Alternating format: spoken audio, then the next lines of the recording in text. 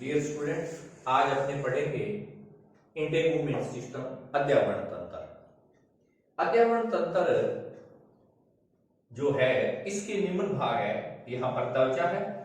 त्वचा को हमने दो भागों में बांटा है, अधिचर्म और चर्म। इसके बाद में अध्यावरण इंटेगुमेंट, इसके अंदर यहाँ पर त्वचा और इसके व्युत्पन्न। इसके बाद में देहभित्ति, देहभित्ति के अंदर अध्यावरण और इसके अन्य स्तर है। यदि स्किन के अंदर देखा जाए तो स्किन को दो भागों में एपिडर्मिस प्लस डर्मिस में बांटा है।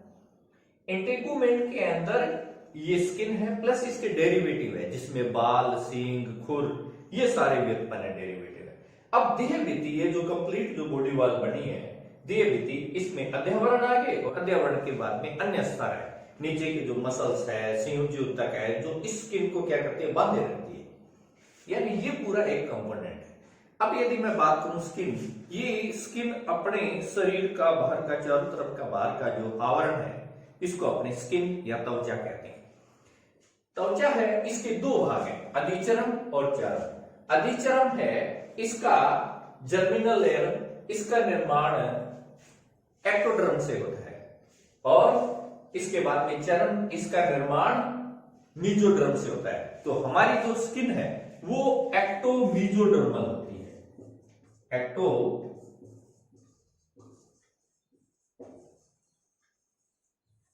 स्किन जो एक्टो मीजोडर्मल होती है।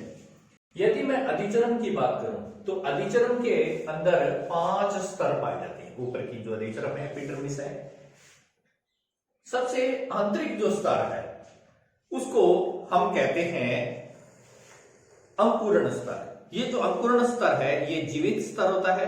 इसकी कोशिकाएं स्तंभाकार होती है और घनाकार भी होती है, और इसमें विभाजन की क्षमता पाई जाती है। यानी इसकी कोशिकाएं बार बार विभाजन करती रहती है, और इसकी कोशिकाएं, जैसे मैंने कहा खंभाकार, तो इसको मैंने ड्रा भी इसी तरह से खंबे के आकार का किया है। मैंने इसको खंभाकार, इसको ड्रा किया।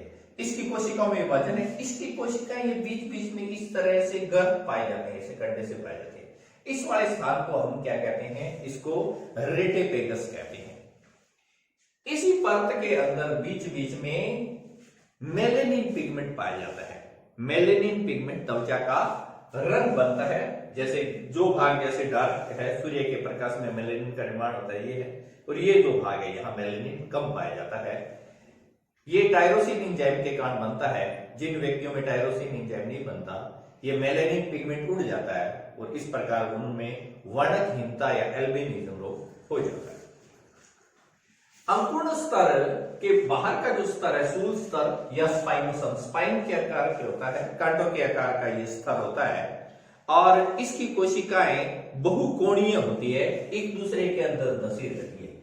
अधिचर्म का सूल स्तर इस स्तर को मजबूती प्रदान करता है, अधिचर्म को बांधे रखता है। इसके बाद का जो परत है वो है कणीय स्तर। जैसे कण, इसमें केरेटोहाइलिन के कण पाए जाते हैं। केरेटोहाइलिन के कण पाए जाते हैं। यहां पर केरेटोहाइलिन एक प्रकार का प्रोटीन है। इसके ऊपर की जो परत है वो स्वच्छ स्तर है, जिसको स्ट्रेटम ल्यूसिडम कहते हैं। इसके अंदर केंद्रक नहीं पाया जाता। इसका कोशिका द्रव्य बिल्कुल साफ होता है, और केरेटोहाइलिन के विघटन के कारण, कणीय स्तर में जो केरेटोहाइलिन है उसके विघटन के कारण इसमें एलिडिन नामक पदार्थ बनता है। और वो एलिडिन जो पदार्थ है वो क्या करता है, जल के लिए अवरोधी होता है। वो इस स्किन के अंदर जल को अपारगम्य बनाता है। स्किन के अंदर ये जल को अंदर जाने नहीं देता है। इसके बाद में सबसे जो बाहरी परत है वो किरण स्तर या कॉर्नियम है। इसकी कोशिकाएं निर्जीव होती है, और इसमें किरेटिन युक्त पिगमेंट इसके अंदर पाया जाता है। किरेटिन पाया जाता है, जिसके कारण इसका स्किन का, जैसे मान लो बालों का रंग है या खुर है ना, तो इस तरह से ये जो है किरेटिन के कारण इनका इस तरह से कलर बनता है। इसके बाद की जो भाग आता है वो आता है चर्म। चर्म के अंदर इसमें रुधिर वाहिनियां पाई जाती है। जैसे इसमें धमनी है, सीरा है, इसके अंदर तेल ग्रंथि सेबेसियस ग्लैंड है, इसमें पुट्टक कोशिका है, जो बाल का अंदर का भाग है वो है, एरिथिक पेशियां है, इसमें स्वेदांग है, इसमें पसीना ग्रंथि है, इसमें ये जो वसा की परत ये है, इसमें तंत्रिका कोशिका भी पाई जाती है। ये जो सारे भाग जो पाए जाते हैं, ये सारे भाग क्या कहलाते हैं? ये चर्म कहलाते हैं। चर्म जो भाग है वो मेसोडर्मल होता है और यह इसके अंदर बहुत सारे तंतु तक पाए जाते हैं। उनमें देखा जाए तो कोलेजन तंतु जो सफेद रंग के होते हैं, इलास्टिन तंतु जो पीले रंग के होते हैं, इनके अंदर नर्व तंत्रिका पाई जाती है। और इसको हमने दो भागों में यहां पर इसका स्टडी करेंगे। इसके बाहर से देखें तो इसकी पेपलरी स्तर है, जो बाहर का जो पेपलरी स्तर है, इस पेपलरी स्तर के अंदर इसके अंदर हम कोलेजन तंतु, इलास्टिन तंतु और इसके अंदर कई रुधिर वाहिनियां भी इसके अंदर पाई जाती है। इसके बाद में दूसरा जो है जालिका स्तर है, जो नीचे का स्तर जालिका, इसमें वसा भी इसके अंदर पाई जाती है। इसमें त्वचक ग्रंथियां भी आती है इसके अंदर, इसमें ये रोम पुटक भी इसी का भाग है। इस तरह से इसको हमने दो भागों में, जालिका स्तर और इसका पेपलरी स्तर, इसको दो भागों में इसको बांटा है। इस तरह से ये जालिका स्तर हो गया और इसी तरह से ये जो भाग है ये इसका पुटक स्तर हो गया। ये इसका भाग डर्मिस है। इस तरह से यहां पर जो रुधिर वाहिनियां हैं वो ब्लड को क्या करती है? रुधिर पोषण प्रदान कराती है, जिसमें न्यूट्रिशन वगैरह है वो पोषण प्रदान कराती है। यहां पर ये जो हेयर शाफ्ट है बाल का, ये जो फुला हुआ भाग है, इसको रोम पुटक कहते हैं। इसका ये जो भाग है रोम अंकुरक, ये इसका जीवित भाग होता है, जिसको पल्प भी कहते हैं, इसको बल्ब भी कहते हैं। यहाँ पर नर्व तंत्रिका और ब्लड तंत्रिका इसको बाल को पोषण देती है। बाकी बाल का जो भाग है वो सारा निर्जीव भाग है। बाल के बिल्कुल साथ में स्पेशियस ग्लैंड या तेल ग्रंथि पाई जाती है, वो सीबम का सेक्रेशन करती है और वो विटामिन डी का भी संश्लेषण करती है। बाल को ऐसे बाहर निकाला जाए, बाल के इस भाग को यदि हम देखें, बाल को नीचे से टच करें, बाहर निकालें, नीचे जो अपने को व्हाइट कलर का जो भाग निकाला जाता है वो इस पल्प भाग है इसका, और तेल ग्रंथि उसमें साथ में निकल जाती है। तो छोटे बच्चों के अंदर ग्लो जो इस ग्रंथि के कारण वो बाल को सॉफ्ट वगैरह बनाने का वो काम करता है। जैसे जैसे इनकी मात्रा, सेबेशियस ग्लैंड की मात्रा कम हो जाती है। बाल के साथ में एक एरेटिक पेशी पाई जाती है, वो कई बार ज्यादा ठंड के कारण या ज्यादा किसी दर्द के कारण वो बाल इरेक्ट हो जाते हैं, इसके खिंचाव के कारण। इसमें कई स्वेदांग पाए जाते हैं, कार्पल्स पाए जाते हैं। वो कार्पल्स ताप, दाब, ठंड का ज्ञान कराते हैं। इसमें श्वेत ग्रंथि भी पाई जाती है, जिसको पसीना ग्रंथि भी कहते हैं। वो एक्सेस वाटर को भी बाहर निकालती है, सोडियम लवण को भी बाहर निकालती है, यूरिया भी बाहर निकालती है, लाइसोजाइम पदार्थ को भी बाहर निकालती है। हमारे पैरों में या बगल में या काफी सारी मात्रा में ये ज्यादा, शरीर पे सभी जगह पाई जाती है लेकिन यहाँ ज्यादा होती है। तो इस तरह से इसकी स्मेल वगैरह और बॉडी में वो लाइसोजाइम क्या करता है, लाइसोजाइम बैक्टीरिया को किल करने का काम करता है, स्किन में इंटर होने को भी वो क्या करता है, रोकता है।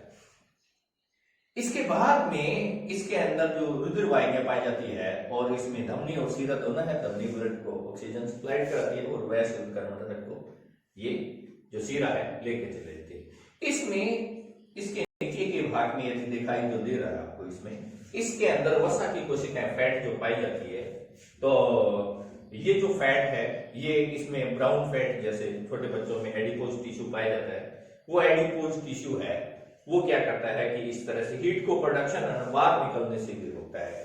यानी वो एक प्रकार का हीट को अंदर ही रखने का भी कार्य करता है।